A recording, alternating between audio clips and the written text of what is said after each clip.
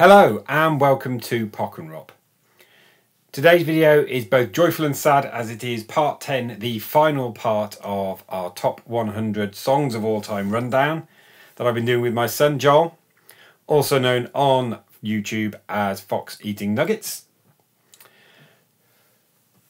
So we've been ranking these in groups of 10 and saying that these 10 are roughly similar. Now we've come to our top 10 and perhaps that might be slightly less true than it was for the other groups.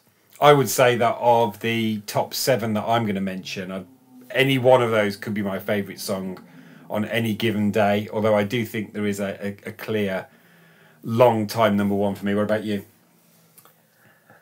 I don't think it's definite, but it's what I've got as what I will say that is probably my number one.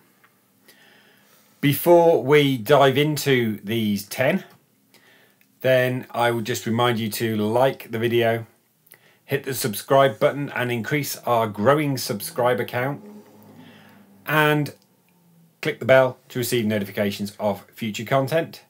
It's the last video, so I think you should begin, Joel. I know why you're saying that, but okay. So my first track is by Avicii. Okay. And I believe you've already had it on it. I'm not sure. What is it? It's Trouble. No, I didn't have Trouble, I don't think. No. Yeah, you haven't had it on your list then. But yeah. I like the song. I like really it good. perfectly good. It's definitely in my 500. It's my... At least. That's not... I've heard a lot of songs, Joel. Flipping out, the Beatles were leaved to 180 or something. Well, that is... Trouble is my favourite Avicii song. Okay, Yeah. you're number 10. My number 10 is going to start with another bout of elder abuse. This is why. It's Richard and Linda Thompson.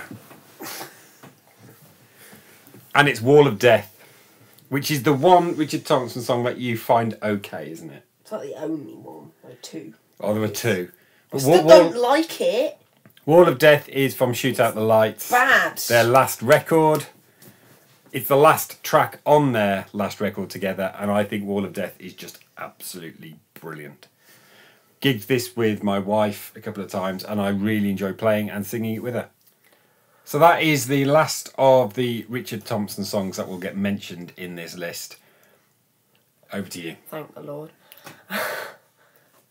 So, my next track is Green Day, because of course it is. Yeah. And it is American Idiot from American Idiot. This is your favourite Green Day song, is it? No. Oh. Okay, I'm interested to see what comes up on the next one. American Idiot's a perfectly fine track, great fun. My next pick from this top 10 is Keane, a band I saw just a few weeks ago in Cannock, and they were absolutely phenomenal. I had a great time. You're jealous that you didn't get to go, aren't you? And it's Everybody's Changing from Hopes and Fears. Such a good song. I know you had that in your list video or two back. Yeah, I've already had. Really fine song. Great hit. Highlighted the concert. The whole field singing along. Superb stuff. Yeah. So, my next track is by Alan Walker this time. Another one that has appeared quite a lot. Oh, yeah. And it is Diamond Heart. Now, that's the one I thought you were going to mention earlier as your favourite Alan Walker track. Well, this is my favourite. Oh, okay, yeah. But, yeah. You mentioned something else, didn't you? So I said, is it that one? Yeah, it wasn't. Yeah, this used to be okay. like iffy for me on that. One of my least favourite tracks on the Different World album, but it's grown. It's on grown. a lot. That happens. And folks, this is going to happen more as he gets older. That songs that he didn't like, he may learn to love, and vice versa. My next pick is the first one where I think on a given day this could even nudge almost to number one. It's Paul Simon, and from the album There Goes Rhyming Simon, which I didn't care for when I was in my 20s but grew to love. It's American Tune. Now, American Tune is both a great lyric, but it's also based on a piece of music by Bach, and it's absolutely beautiful. American Tune's only grown in my favour the many times I've done my top 100 list. I think the first time I did it about 10 years ago, it was around about the 80s. The last one, it shot into the top 20, and now it's a top 10 song for me. I think American Tune is a song that just gets better and better. My next track is a new artist for my list, but it's not the last time we're seeing it. Okay, and it is a YouTuber called Something Else YT. They're an animator. They're friends of Odd Ones Out. Okay. And it is I'm Something Else. I don't know it. I simply don't know it. You do know it. I don't. And you make a comment about it whenever it's on, but never mind. Oh, is this the one about I pull down your underwear? Yeah. Oh, this is horrendous. It's a very good song. He's a liar. Awful. He's a liar. And you give me grief for Richard Thompson's Wall of Death. That's better than Wall of Death by a large margin. He will look back on this in years to come and regret that choice. No, I will not. My next pick is by the Beatles. They are my favourite band. It will not be the last time that they appear in this 10. And it's In My Life from the Rubber Soul album. This is a perfect song. It's my favourite song that is basically a John Lennon track ever. I think In My Life is absolutely wonderful, and I know you quite like the song as well, don't you? Shame it didn't make your top 100, but it should certainly replace that garbage you mentioned on your previous entry. Your turn. So in a previous episode, I mentioned an Ed Sheeran song from Divide that I thought was much better than all the singles he released that he didn't release. Mm-hmm. This is the other one. Okay. So I mentioned there would be. And it is Nancy Mulligan. And the problem with this is it's not even on the original... it's not on the album. It's not even on the original album. It's on and it should be. It's on the expanded edition, the deluxe edition. So I've got the vinyl. It's on side 4 of the vinyl. I've got the CD. And you've now got the deluxe CD. It's the best song on Divide. I completely agree. It's a great song, Nancy Mulligan. My next pick is a song by a band that rarely appear on anyone else's top 100 list. It's the first band I ever fell in love with, the first music I ever truly adored. It is, of course, Bucks Fizz. If you've watched any of my videos before, you'll know that I'm a Bucks Fizz fan. And it's the absolutely achingly beautiful Now Those Days Are Gone. A predominantly a cappella track led by the vocals of Mike Nolan. It was a number 7 or 8 hit in the UK after 2 number 1 singles of 1982. But it's their finest 3 minutes. Absolutely gorgeous song. And I believe the songwriter was actually nominated for the Ivor Novello Award for this song. It's a forgotten gem. And if you think that Bucks Fizz were just pop and almost bubblegum, listen. I challenge you to properly go and listen to Now Those Days Are Gone, because I think you'll be surprised about how good a song it is and how good a vocal performance they put in on it. It's beautiful. And you've heard this and actually quite like this, don't you? Now Those Days Are Gone. Yeah, I think so. Yeah. Just have to jog my memory. Your turn. My next track is by Bastille. I have already had Happier in this list. So this, I know what this has got to be. Because this is one I thought it was going to be last time. This is Pompeii, isn't it? Yeah. This is my favourite Bastille song. It's alright. It's very solidly in my top 5. It's a good song. Or definitely my top 10. It's a good song. I don't think it will move. I don't think it will be moved from my top 10 for many, many years, if ever. It's good 10 years old, so I can see it being around for a while. Is it? Yeah. Came out in 2012, I think. I didn't realise it was that old. Yeah.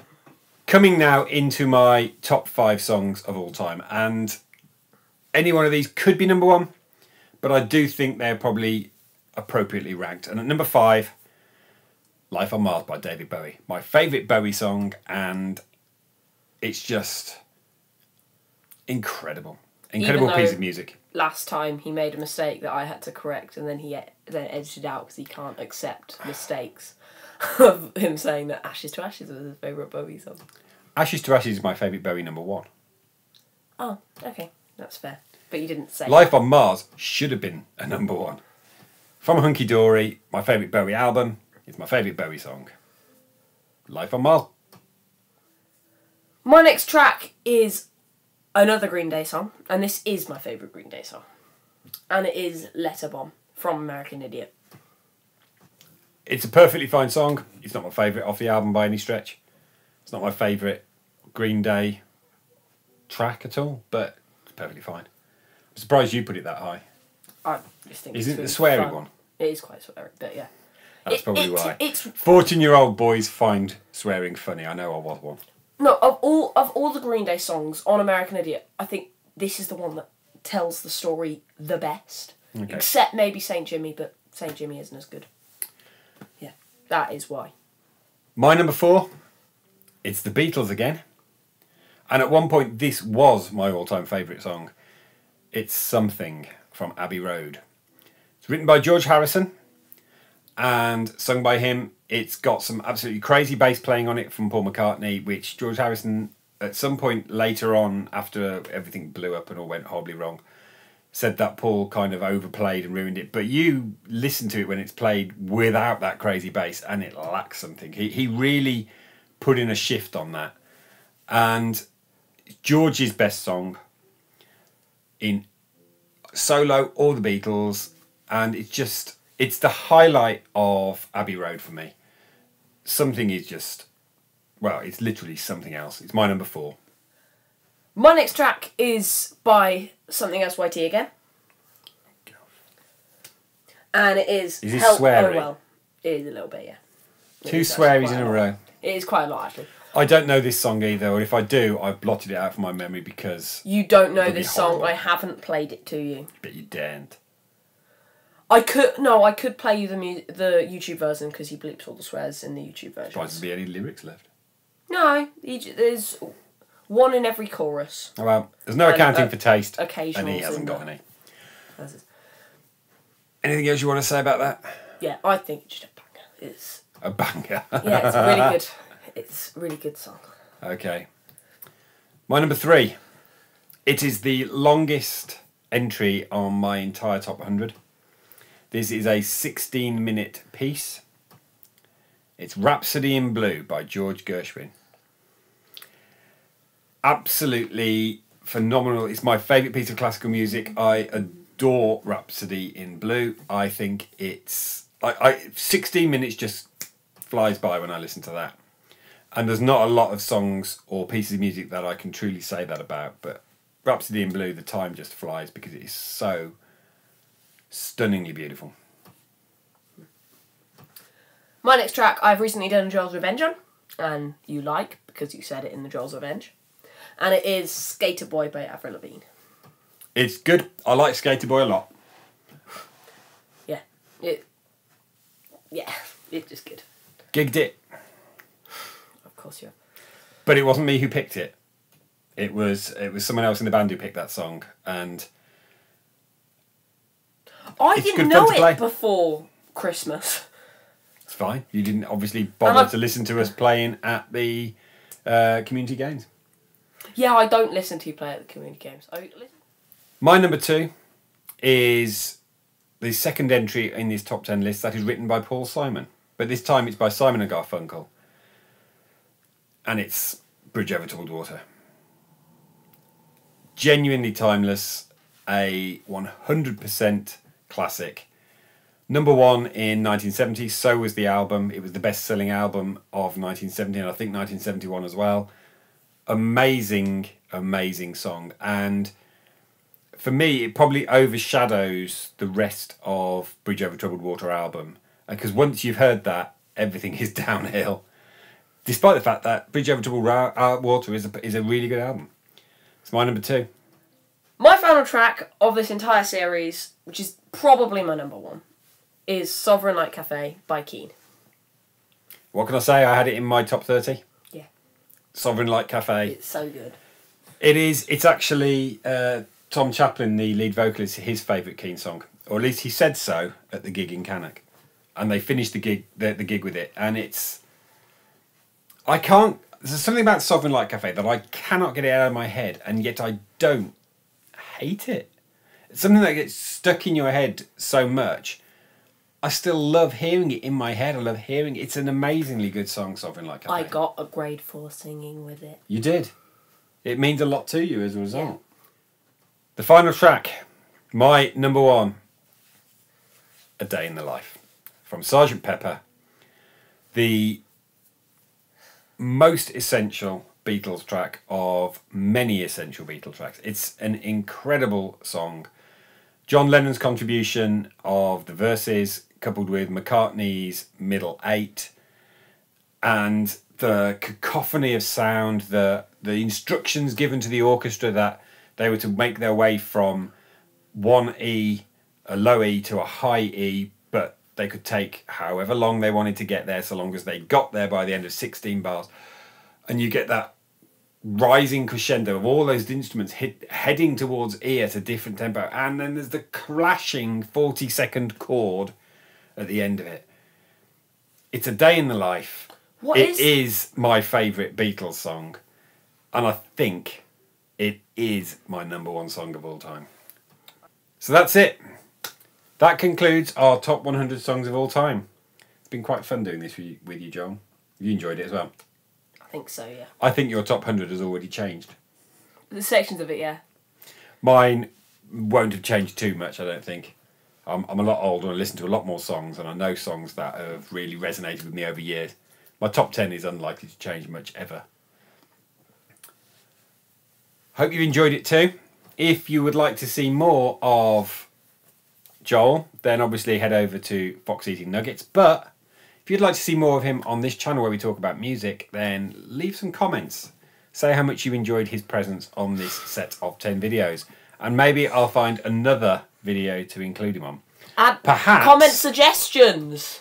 Maybe we should do something about our reactions to when we hear Will of the People by Muse. I have an idea. We could do a crossover with this channel where you review video game soundtrack. Because I play video games on my channel. Very, very, very rarely. That would be a crossover. Just remind you to like the video, subscribe, and hit the bell for notifications. But you'll see me in a week, unless you come up with some ideas for his involvement that he'll agree to. Idea. He'll not be on again. We review a video game soundtrack because I play video games on my channel very, very, very rarely. Thank you for watching.